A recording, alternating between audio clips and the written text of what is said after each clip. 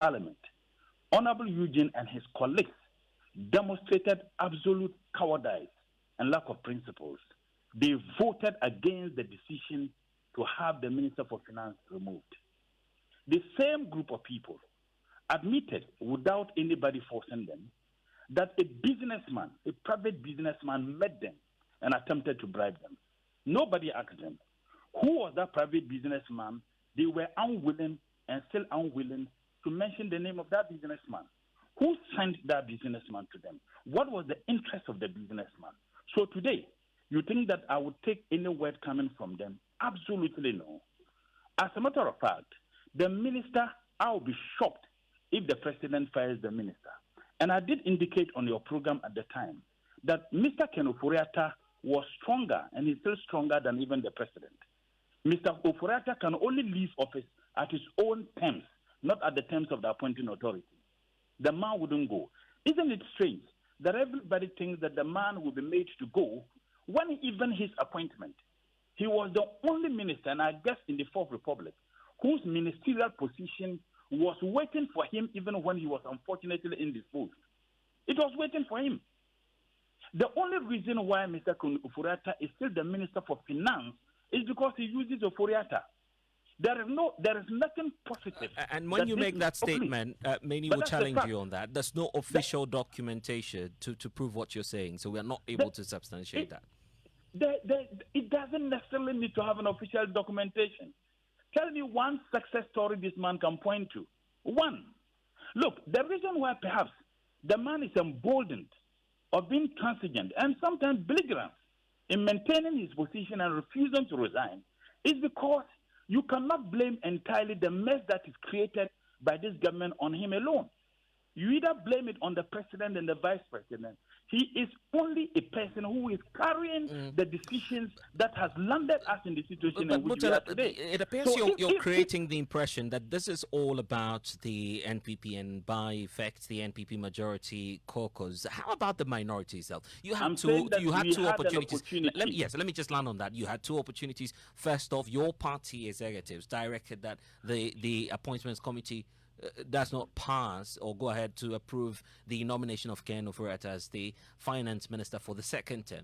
That was violated. When you had the opportunity to, of course, impeach him as you started that parliamentary process, that equally failed to materialize. So you're part of the challenge, the same situation you're blaming. I have never been part of the challenge. I have never voted in the approval of this man. I have never. And in fact, when the appointment committee sat the appointment committee vetted him, I granted interview on several media platforms, including yours, expressing my anger over the decision taken by the appointment committee in the report they submitted to plenary. The report which was submitted to plenary was that Mr. Ken Ofori-Atta and the other ministerial nominees were approved by consensus. And per the standing orders, if the approval of a ministerial nominee is by consensus, now those of us who are not members of the appointment committee are automatically denied the opportunity to debate and in voting to determine the fate of that ministerial nominee. So you remember, when my brother Okujetu was raising the issue, I challenged him and I said, look, if there was a single person who resented, if a single member of the appointment committee said, I disagree with the decision of the appointment committee, and therefore I vote against the approval, the report would have been that Ken Ofori-Atta and his colleagues would have been approved by majority decision.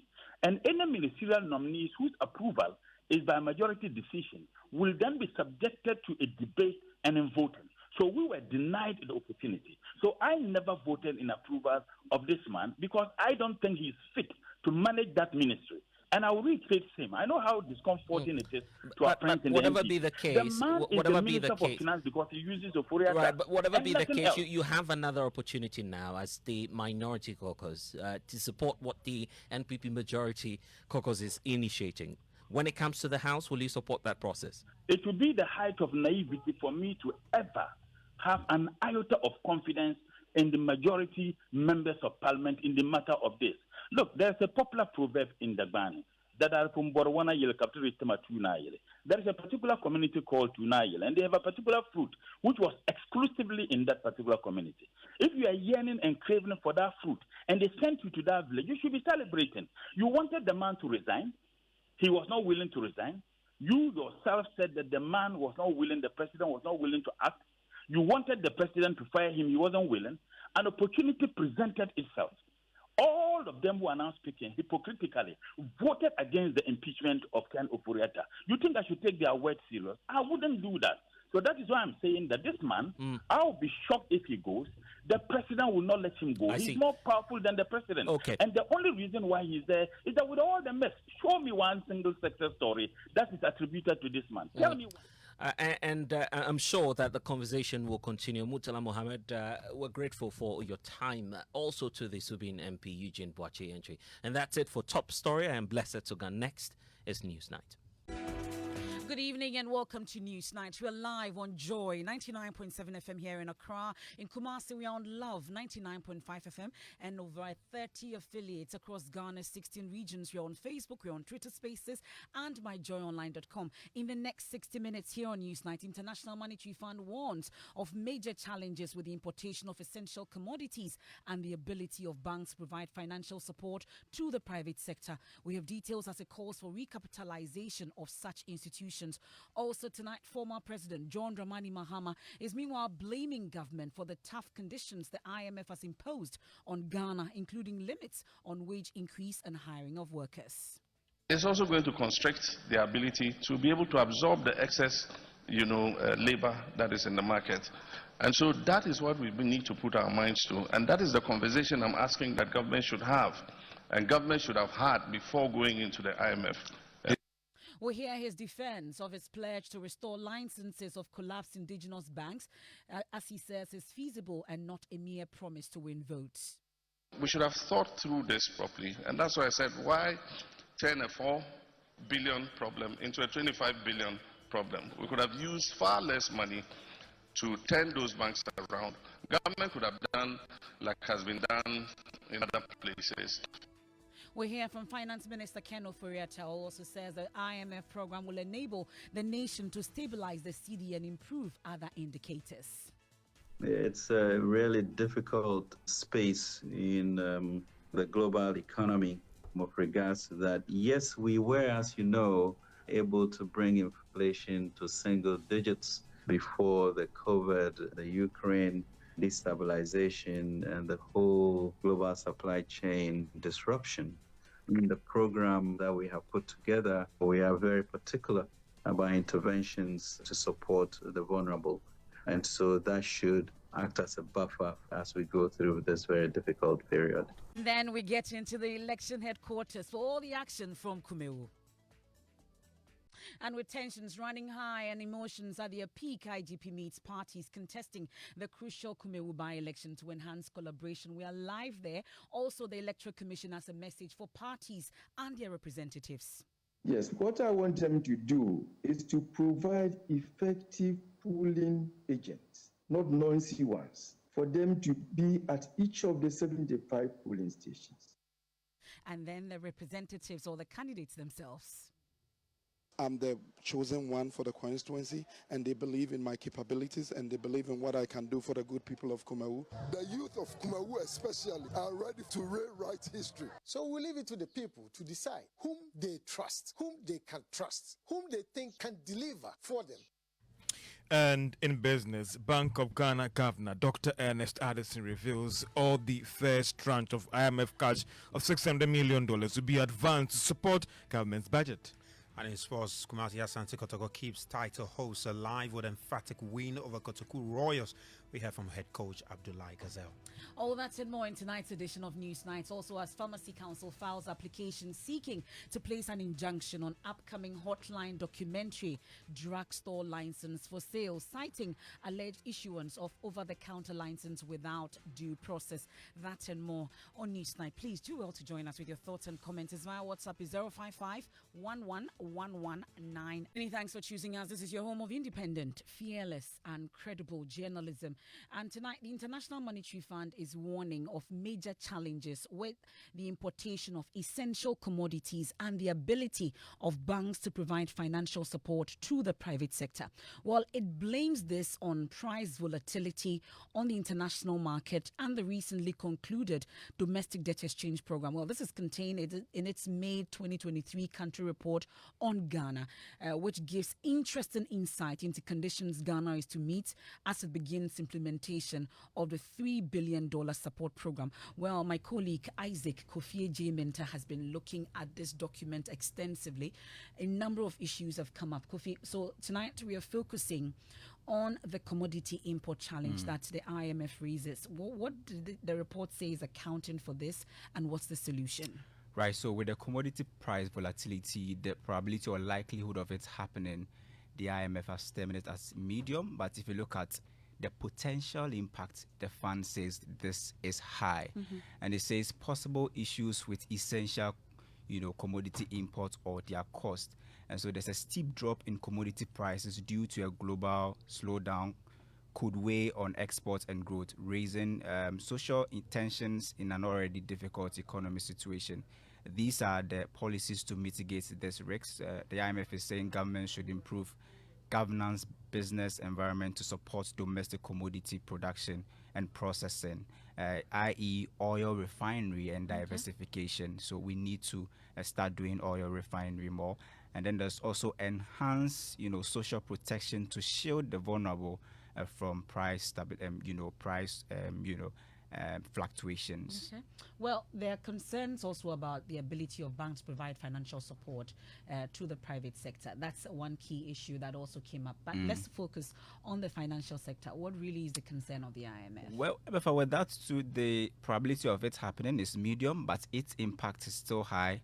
So it says global factors exacerbate the impact of large domestic debt haircuts to banks' holding of sovereign claims on banks' capital adequacy, and adversely affects their capacity to lend and deepen credit to private sector and economic activities. So we know of the DDEP, the finance minister and both the governor have been saying that there's an impact on, banks, and the IMF is saying because of these haircuts, this is probably going to affect, banks and their ability to give credits or loans to the private sector. What must we do? The IMF is saying we should strengthen financial safety nets and closely monitor banks and NBFIs. So the NBFIs, we know they are insurance companies, liquidity as well as asset, quality.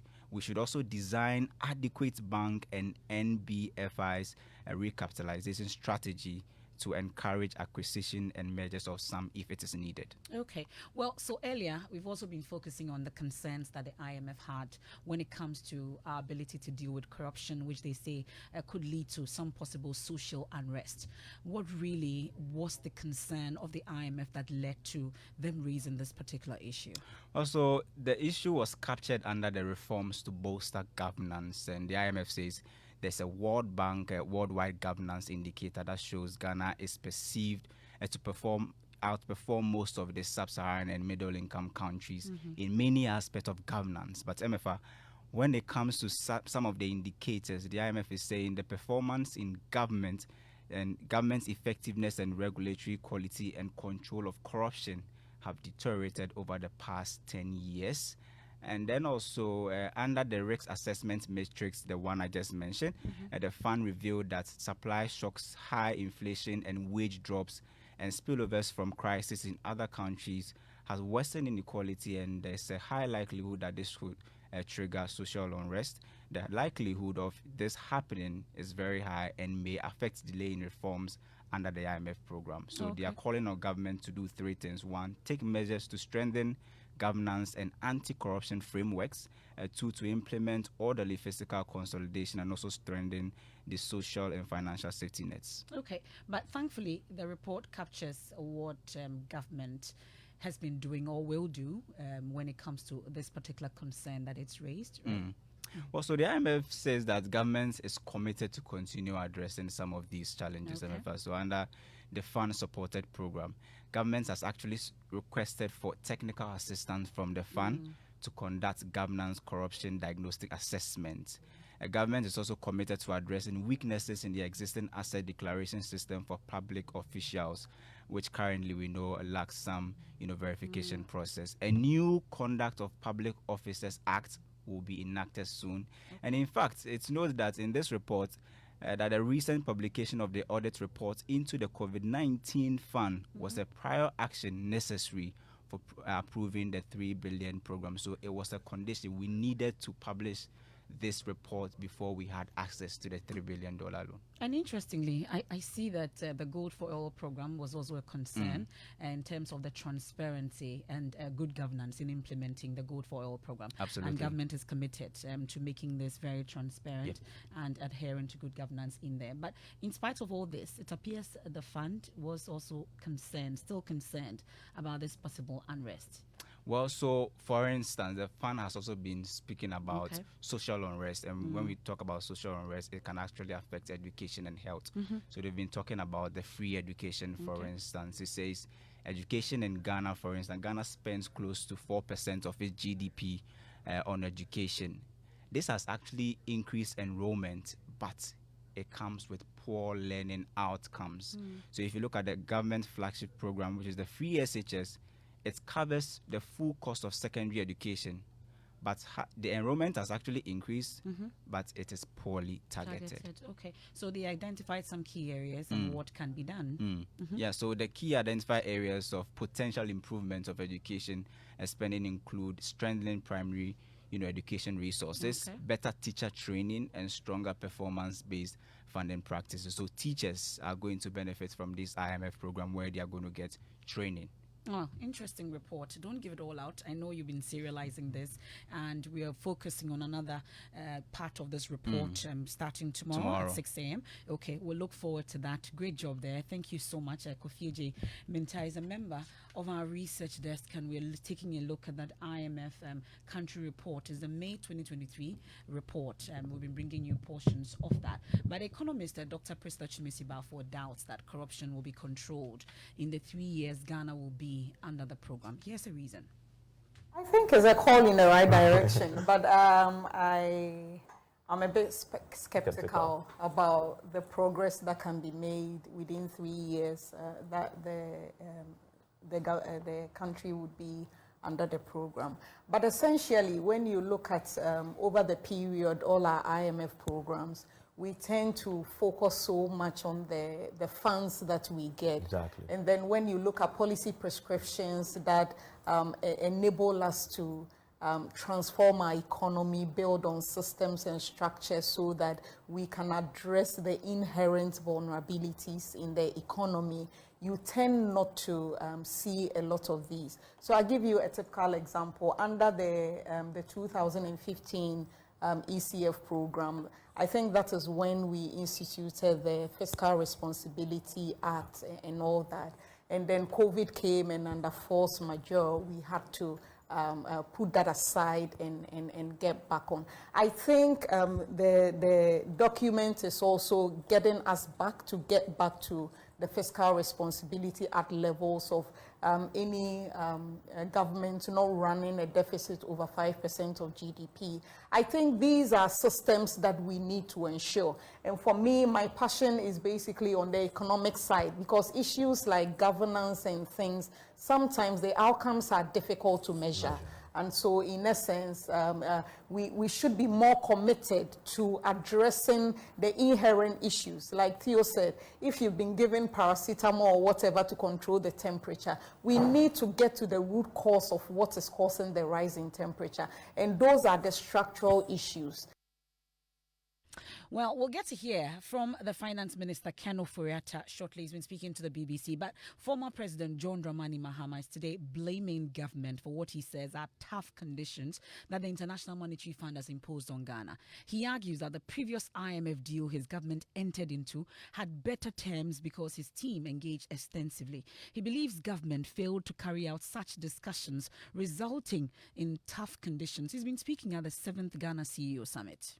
EU and everybody was still withholding their grants and all that, even though we're factoring it in the budget. And that is what was creating a bigger deficit, because you factor it in the budget and they don't release the money. And so it creates a deficit in the budget. Then the next year you factor it in again, they don't release the money. So we said, okay, I think they just want IMF as a headmaster to come and stand over us and mark our script and all that. So we said, okay, we'll go to the IMF. And so we did. And when we went to the IMF, we went with our program. The country had seen it, we had published it, we had announced it in the budget, and we had a lot of the things that the IMF agreed we had put in there ourselves. For instance, in the public sector, we said that we're going to impose a net freeze on recruitment. What a net freeze means, and indeed our political opponents hit us with a gudgel on the head because of that, was that if 30,000 people were retiring from the public services this year, we will employ 30,000 people to replace them. The only sectors that were exempt were education and health, where we're going to employ based on the needs and capacities in the sector. But every other public sector was going to be a net freeze. Now I've seen the parts of the agreement. It says 0.5% increase in the public sector. So there's going to be a restriction in how much government can employ in the public sector. And so the unbridled recruitment of people day in and day out is going to be constrained for the next 3 years. And that is what brings the private sector in. Okay. Because if there's going to be employment and recruitment, it's the private sector that must absorb them. But, I mean, if you look at the difficulty the private sector is going through itself, in terms of the new taxes we've imposed, high utility bills, it's also going to constrict their ability to be able to absorb the excess, labor that is in the market. And so that is what we need to put our minds to. And that is the conversation I'm asking that government should have. And government should have had before going into the IMF.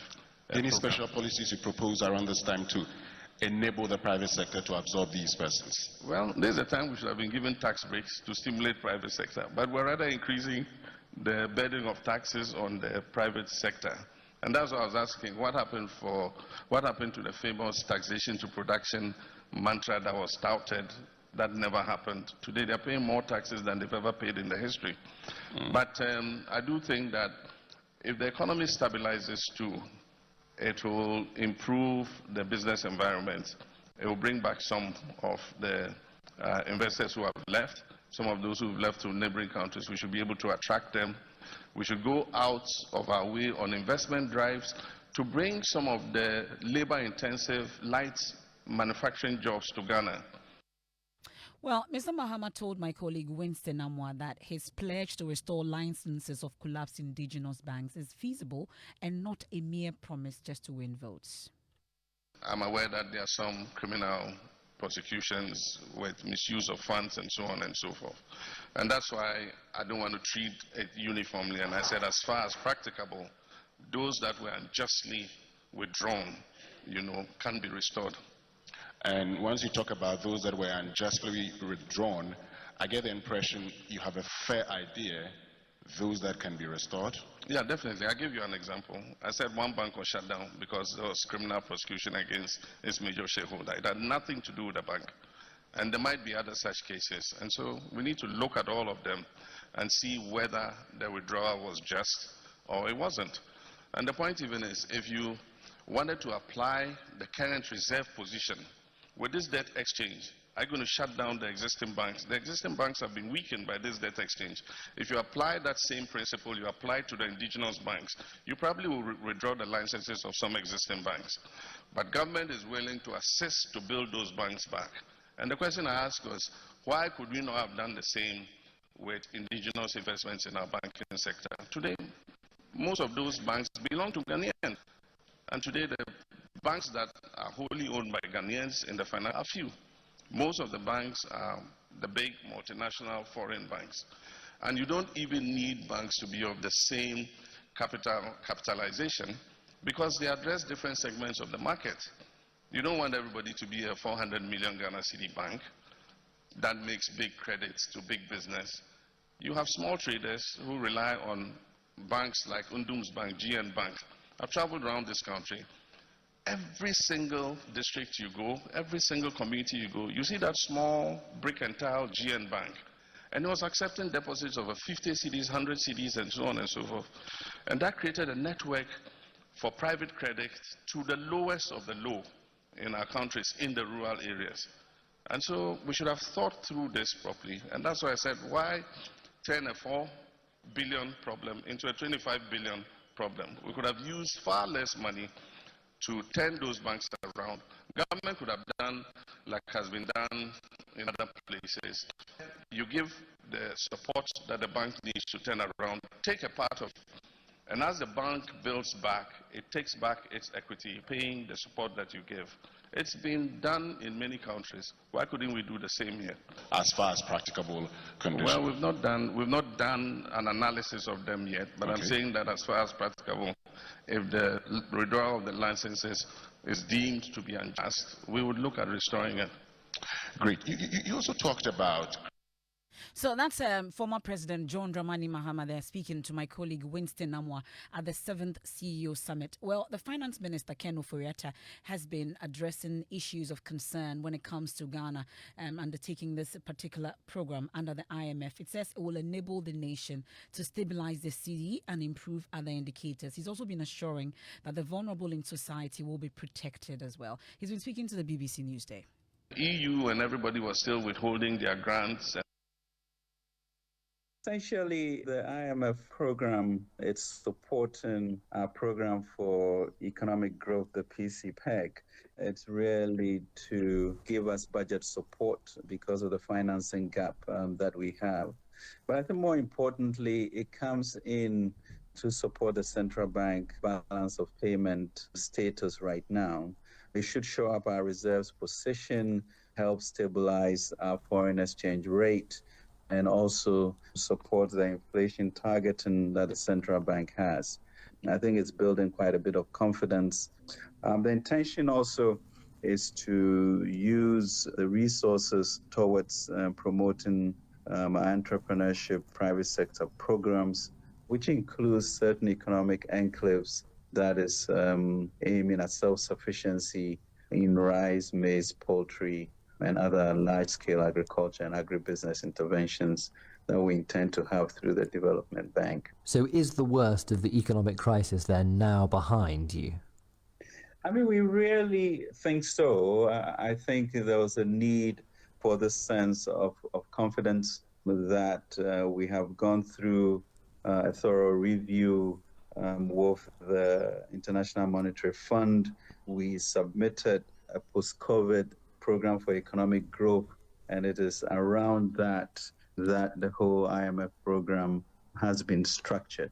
We feel that now with this show of support from the fund, I think we are back on the road to rolling out our PCPEG program.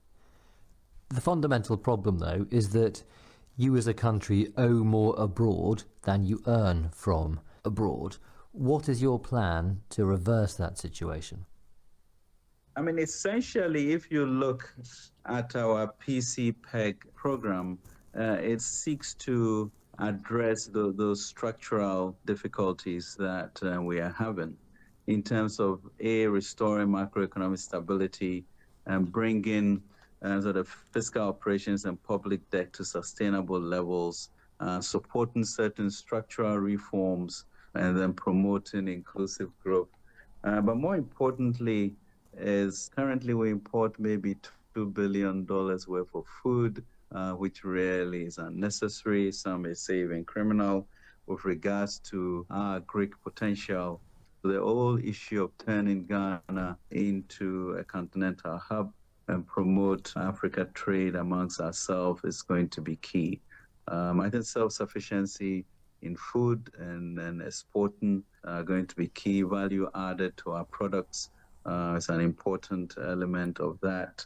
And that would ensure that we don't move into this disparity or discomfort that we have with a dollarized economy in which we are always chasing the dollar, but we'll be exporting more.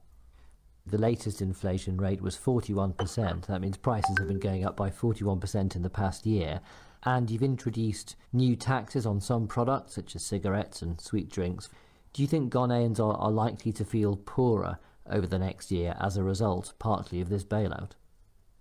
It's a really difficult space in the global economy with regards to that. Yes, we were, as you know, able to bring inflation to single digits before the COVID, the Ukraine destabilization, and the whole global supply chain disruption.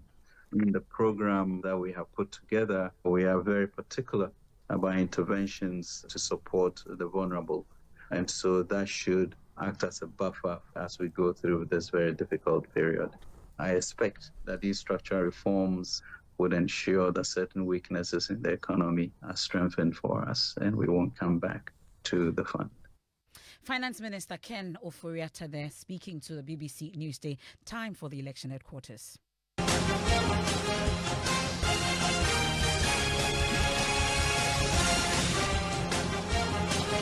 And tonight there's heightened tension between the New Patriotic Party and an independent candidate as the hours draw closer to the crucial Kumewu by-election. As a result, the IGP has been meeting the leading members of the two political parties plus one of the independent candidates in the race to enhance collaboration among all stakeholders towards a peaceful poll tomorrow. I'll take you live to Kumewu shortly, but let's hear from the candidates in the order they appear on the ballot paper in their final push for vote from electorate in Kumewu. We all know that the NPP has over the years won the seat, but the independent candidate Kwekudia came close to snatching it in the 2020 parliamentary election. Here's Ernest Yawenim first.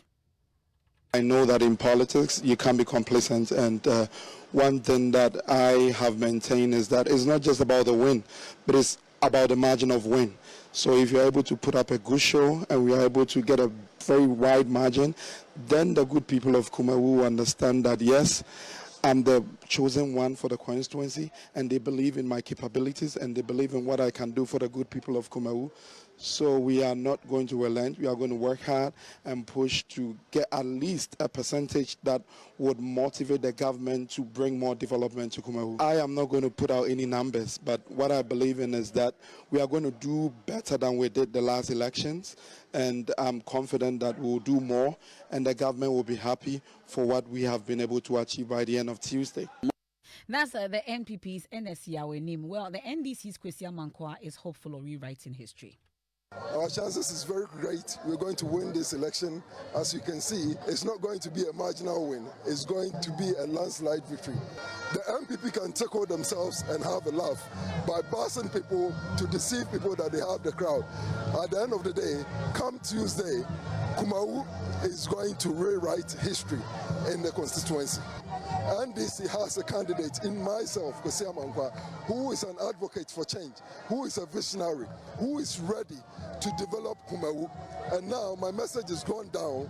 The youth of Kumewu especially are ready for this change, and they are backing this change, and they are ready to rewrite history. And we're going to rewrite history. Well, we can now hear from Kwekudia, not the one with the hole, but the one with the dove. So we leave it to the people to decide whom they trust, whom they can trust, whom they think can deliver for them. And I'm doing it with my own money, with my own resources. So do you think if the government gives me something for developmental project within the constituency or the community, I'm going to blow it? No, I'll use it for that purpose. And let me tell you, I'm ready and willing to work with all the stakeholders. The NPP is expected. So that's Kwekudia there telling us about what he hopes to do. But residents of Kumewu have been interacting with my colleague Ohiming Teria and Nanaya Ojima. Listen to what they have to say. First year for Mukwani and Namanamokwai, and year for Mukwai, Yaguso, Yakwana Yadeka, and a man pipi abai, Papa, and anything Amuya Duma, a brother, Yabetua Bano. Ama ya wanim no abeto adwuma so na ndisi de ma omonya wo mo adwen se kumoma pa de omoboa. This man tells me when he goes to the polls Tuesday to cast his ballot, development projects in this constituency is what will inform his vote, and then he is going to cast his ballot for the New Patriotic Party's candidate in the person of Yawenim. He believes that MPP has performed creditably in this constituency than the National Democratic Congress. Boom, boom, boom. All right. You don't know bomb yes NDC for be winning seat we. As a children say, yeah, insuo a problem kɛseɛ ma yɛn. Awurade adom, owura John Dramani Mahama. Ebetna Ghana konwase samampani kumoman wa ambɛhyɛ yɛ bɔ so obɛyɛ nsuo kura ma yɛn. Wa amfa nka ne policy ho. Nanso esan amamuo papa odwene kumoman ho. Obɛyɛ nsuo ɛde ma kumoman. Sɛmi nuanom MPP for kura kasa. Omu bedi adanse yɛ sɛ anɔpɛ yi kura ɔmo abɛyi ɔmo abu pipe adwale ɛna ɔmo ahyɛ MPP ataleɛ so ɔmo kɔ rally. Ɛnu nti saa deɛ yɛ ɔmampani Mahama bɛyɛ yɛ nti. Me kwakus me mpai bɔ ne sɛ enka NDC be wini sa city we se me pa chawo abosomfo omo eba ma akonfo ne se enkramofo enso so Mohammed ba ma onyankopon asomdue nkan wo mo ne se Christopher enso so omo ba Christo ba ma Christopher a owura Dramani Mahama Obama kumo man se kumo ajenkwa So Mr. Kofi also is simply saying that under the tenure of John Dramani Mahama, he was able to provide potable drinking water to the people of Kumawu. And for that matter, he is convinced that the people of Kumawu appreciate John Mahama's effort to get them water and vote massively for the NDC candidates come Tuesday here within the Kumawu constituency. So you had an NPP supporter and then also an NDC supporter interacting with Nanaya Ojima and then Ohiming Teria. Thankfully, Ohiming Teria joins us with the very latest from the area where this is your election headquarters. We are watching that closely for you and we'll bring you from when the first ballot is cast tomorrow at 7 a.m. all the way till the last after 5 p.m. and bring you all that you need to know right here on radio, on television and online. Ohiming, you've been monitoring events today in Kumewu. We know that the IGP or the police have been meeting the various candidates and then also the independent candidates as well. Let's talk about what we're gleaning from that meeting. Thank you, Emefa. It's barely less than 13 hours. The people of Kumewu will go to the polls Tuesday to elect their parliamentary candidate. And today, the Inspector General of Police led a police delegation to meet all the political parties and the candidates for tomorrow's by-election. The MPP were represented by Stephen Ayesu Intim, the national chairman, Justin Frimpong Kodua, the general secretary, whereas the NDC, Joseph Yamin, national organizer, and Fifi Kwete, the general secretary, did also represent the party. The independent candidate, Kodua, one with the Dove, was also present at the meeting, just that the second independent candidate, Kodua, the one who is represented by the whole as a symbol, was missing at today's meeting.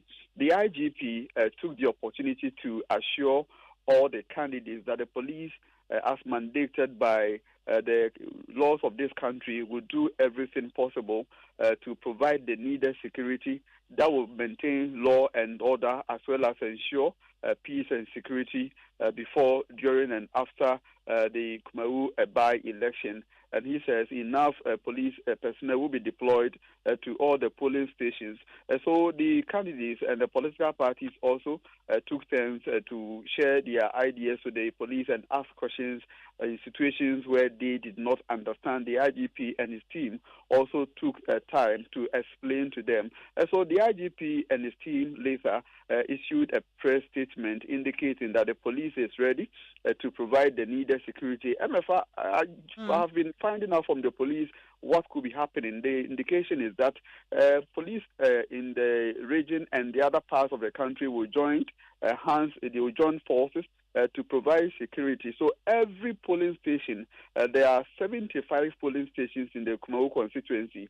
Every polling station will have a police officer manning the police polling station. It's unlikely that police may want to include or invite other sister security organizations to provide assistance in providing security in the by-election. Okay, thank you very much. That's my colleague Ohiming Teria giving us updates on what we ought to know, especially with that particular meeting between the police and the various candidates. Let me bring in the Ashanti Regional Communications Officer of the NDC, Abbas Nuruddin, joining us live on the telephone. We are grateful for your time here on NewsNight, Mr. Abbas. I'm sure you've got some form of briefing from the leadership of your party that attended this particular meeting. I guess you're satisfied with all they had when it comes to security for the Kumewu by-elections tomorrow, correct? Well, thank you very much, Emefa, for having me. Like Ohimen said, we had a meeting with the top brass of the police today, and the IGP has given the assurance that it is the police that is going to take charge of security on election day. The IGP made it categorically clear that there is not going to be any joint police-military operation. There is not going to be national security operatives deployed. The police are going to be the main source of security come tomorrow, and the military may be brought in if there are any escalation. So we are very confident. We will want to hold the IGP by his own words so that we don't see a repetition of what happened in Ayawas, where vigilante groups were clothed in military uniforms to go and cause mayhem. We, from our side, have also given assurances to the IGP that if there will be any disturbances, if there will be any confusion in the Kumawu election, it will not come from the NDC. We are willing to go or play by the rules, and we expect that the IGP will honor his side of the bargain. So, the NDC is set for the by-election come tomorrow. We have done all there is to be done, and we are very confident that our candidate Kwesi Amankwa will emerge victorious tomorrow by this time. So I'm interested in the bit about the assurance that the parties gave. At least you say the NDC gave the assurance that we are not going to see any vigilante groups, providing security at the various polling stations. Was it just the NDC that gave that commitment? Do you know? Well, I can only speak for the NDC because that is the party I represent. So I can only speak for the NDC, that we are not bringing any extra security. We are not making arrangement for any extra security in the Kumawu by-election. We are relying solely on the police force, as the IGP has indicated, that there are enough policemen within the Kumawu constituency to ensure that there is maximum security at every polling station. So we are holding the IGP to it. And if there is any confusion come tomorrow, we would know where to point accusing fingers. It certainly will not be on the NDC. So we are a peaceful, law-abiding party, and we are doing all we can to ensure that there is peace and stability. And we expect the police and the MPP particularly to also play according to the rules. Well, finally, do we have any indication, at least, was there any briefing in terms of deployment of police officers to Kumewu tomorrow? Because we are told that every polling station, that's 75 polling stations, will all have security detail. Do we have an idea how many in terms of deployment? Oh, yeah. Okay. I think for the past 5 days, there has been massive deployment of police within the Kumawu constituency. Okay. And as you enter the constituency, from Kumasi, the police post is right on your left. So you will definitely see the deployment as you enter the constituency. And we can say that there are enough policemen in Kumawu now to ensure that every polling station is secured. Every polling station does not suffer the unfortunate event happened at Ayawaso West. We are grateful. We are grateful, Abbas Nuruddin. Thank you so much. That's the Ashanti Regional Communications Officer of the NDC. Let's touch base now with the Ashanti Regional EC Director, Mr. Benjamin Banibio. Thank you so much for joining us here on NewsNight. So let's get an indication about the preparedness of the Electoral Commission. You've told us about training, amongst others, but it's almost D-Day. The EC is ready. Everything set? Hello, Mr. Banibio. Hello, Emefa. Thank you so much. Can you hear me now? So I was asking earlier, you've told me, giving us indication last night on the probe about your readiness and preparedness for Kumewu tomorrow. I guess the time is near, the hour has come. Is the EC prepared? Yes, I would say that the EC is prepared and poised to deliver on its mandate come tomorrow. As I indicated yesterday, all the election materials that are required are here with us. Security, I would say that nobody should worry about security because we just finished a meeting. We just closed a meeting with the IGP and his team, together with the regional commander and then the district commander. We just closed from the meeting. An indication shows that a lot has been put in place to ensure effective security tomorrow. Because there are security matters, I wouldn't want to go into the nitty-gritties. What I want to say is that the police, led by the IGP, has put in place enough measures to prevent and even curb any disturbances. So we are praying on the Lord to lead us into tomorrow's program. And as I've been saying, the Electoral Commission is going to deliver on its mandate.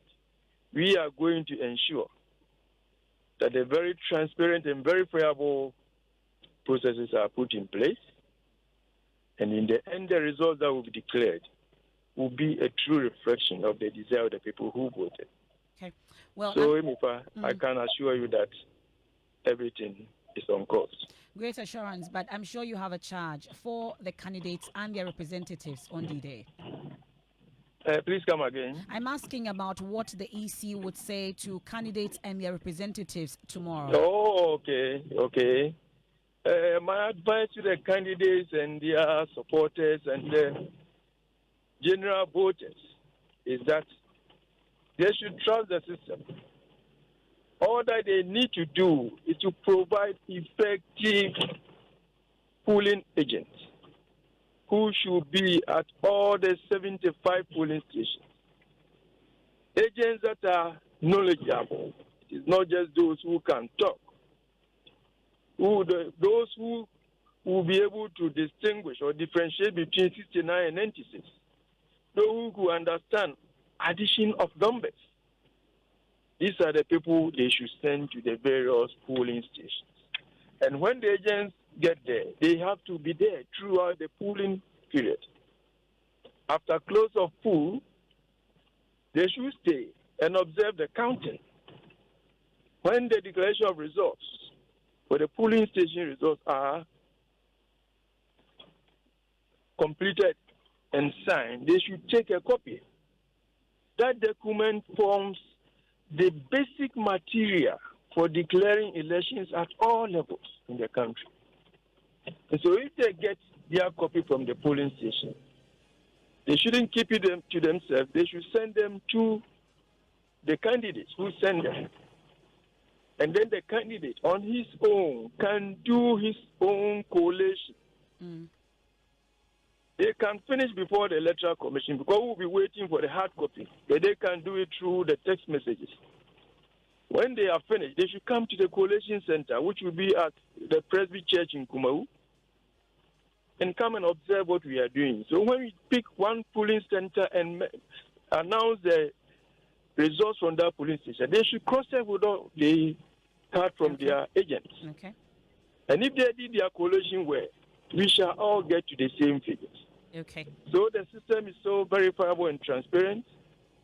Therefore, they don't need to worry. But what they need is for them to get effective polling agents.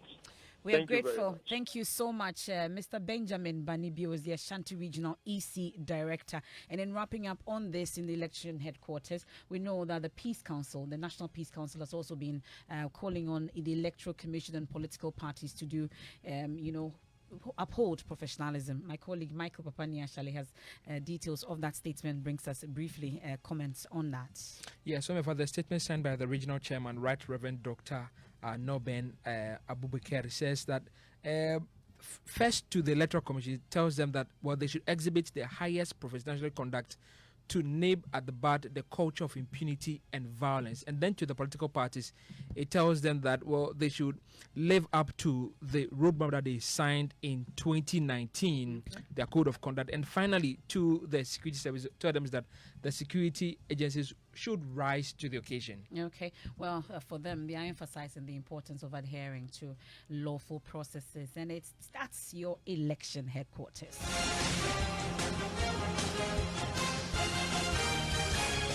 And back to the studios, and it's time for business with George Yafe. We had a monetary policy today, amongst others, loads happening. Interesting. So they've kept the rate at 29.50%, and for some that could positively impact on lending rates and the cost of credit going on, because other variables could also be impacted by this action that the Monetary Policy Committee has taken at today's meeting. Also, Bank of Ghana Governor Dr. Ernest Addison reveals all the first tranche of the IMF cash will be advanced to support government's budget. And also earlier, we were telling you about the Monetary Policy Committee of the Bank of Ghana keeping its lending rates at 29.50%. The business news or NewsNight is brought to you by MTN Business. Welcome to the new world of business. Alliance Live. You're welcome back to Business on NewsNight. Now, Governor of the Bank of Ghana, Dr. Ernest Addison, has revealed that all the first tranche of $600 million IMF cash will be advanced to support government's budget. The Bank of Ghana governor disclosed this after the bank kept its key lending rate to commercial banks at 29.50%. Details in this Business Desk report.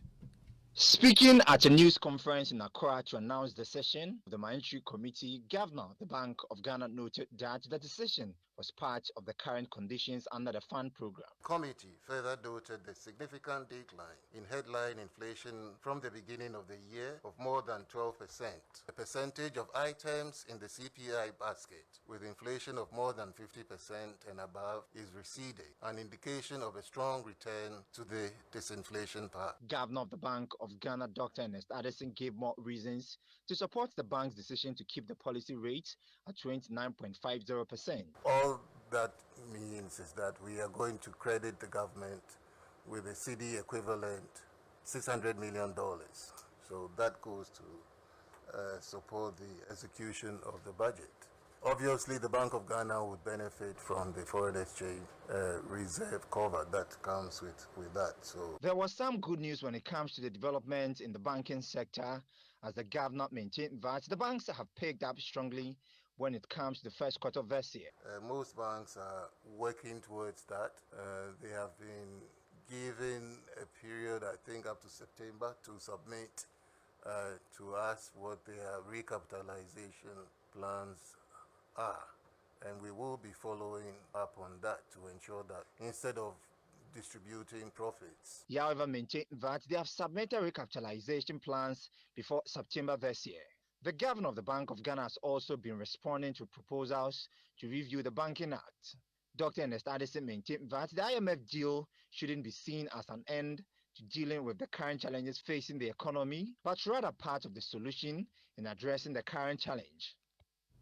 And that is a Business Desk report. So this development might influence the cost of credit going forward, as the move might also affect other variables that impact lending rates when it comes to the commercial banks, as well as declining inflation rate. All these factors might help in reducing the cost of credit going forward. Meanwhile, banking consultant Nanotu Champon has described this move as a prudent one. Economic indicators, especially since we are doing inflation targeting, that figure is coming down.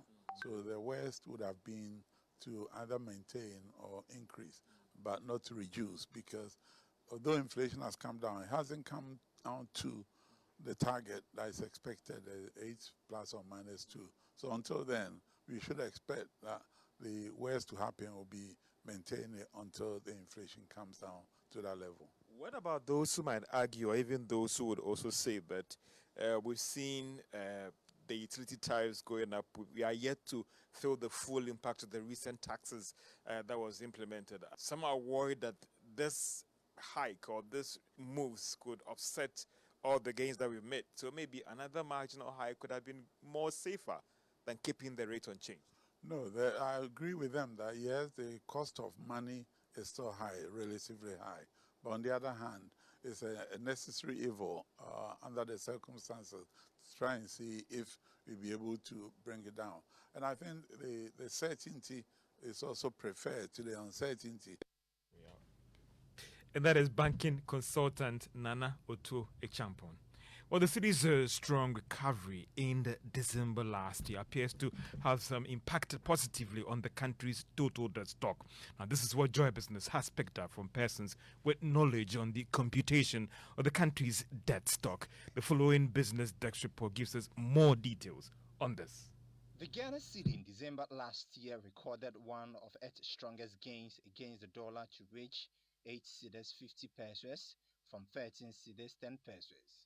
In November 2022, while a lot of consumers celebrated these gains, it was also impacting positively on other sectors of the economy, like the debt numbers. Bank of Ghana's data showed that total debt stock ending December 2022 stood at 435 billion Ghana cedis. The development represents about 141 billion cedis decline from what was recorded in November last year. The country's debt to GDP ratio also dropped from 94.3% to 71.2% in December last year. But it appears that the numbers will pick up again in the first quarter of this year. This is because from 8 cedis 57 pesos to $1, which caused that significant drop in the debt numbers. The cedi, according to the Bank of Ghana, even as at the end of April 2023, was trading at 10 cedis 95 pesos. So the next time that the debt numbers are published, expect the numbers to go up again, not because of fresh borrowings, but rather the exchange rate challenges, which are seen reversing trend. That is a Business Desk report. Now, President Akufo-Addo has been making a strong case for an improved regulatory environment to support entrepreneurs in Africa. The president said this when he spoke at the commissioning of Dangote Oil Refinery in Lagos, Nigeria. He said successful economies depend largely on entrepreneurs running successful businesses. We need to push vigorously in West Africa the culture of entrepreneurship, so that we can grow our economies and become prosperous. There is no greater symbol of entrepreneurship in the 21st century, in West Africa and indeed in Africa, than this iconic Nigerian entrepreneur, easily the equal of the celebrated entrepreneurs of our generation, such as Musk, Gates, Page, Bezos, Zuckerberg, Ovia, and Olumelu. Aliko, as we say in Ghana, Aiko, well done. We've come from far And that is President Akufo-Addo speaking at the commissioning of Dangote Oil Refinery in Lagos, Nigeria. And finally, Newmont has announced that for the first quarter in 2023, its operations in Ghana, that is Ahafo South and Achimai, paid a total amount of 844 million Ghana cedis in taxes, royalties and levies to government through the Ghana Revenue Authority, the Forestry Commission, and the Ministry of Finance. And that's all for Business on NewsNight. Thank you very much, George. Enjoy the rest of the evening. Let's do sports, Musbao. Yes, well, Emefa, it's Kumasi Asante Kotoko because they secured a convincing 3-1 victory over relegated Kotoku Royals in their match at the Dewu earlier this afternoon. The reigning champions, got the win courtesy 2 goals from Cameroonian forward George Mfege and another from Rocky Gamana. For head coach Abdoulaye Gazelle, he believes this win puts the club in pole position to compete for the title with 3 games to go. And this particular match is a motivation match to us because it's an assurance that we assure each other, both the technical team and the playing body, that the last 4 matches we are not going to drop even a single point. And this one is a motivation to us to go back and get that particular 3 maximum points. I know Caldera 2 is a good side. They are also troublesome. But all the same, we have time to prepare again. We want to bring the supporters back into the stadium, and we are going to do the right things. We are going to put the right things in place, get the right system that we can use to also get that particular 3 points next week. Final question. With these 3 points back, are you still in contention for the Premier League title? Oh, for sure, because when you look at the table now, we are now in 4th place. Looking at the table, we have come to the 4th place, and I think if we are able to pick this 3 games in addition, it will be 12 points. That's Abdoulaye Gazelle, head coach for Kumasi Asante Kotoko. Thank you very much, Musbao. And you can catch Musbao on the Joy News channel, and he'll be on Joy News Prime.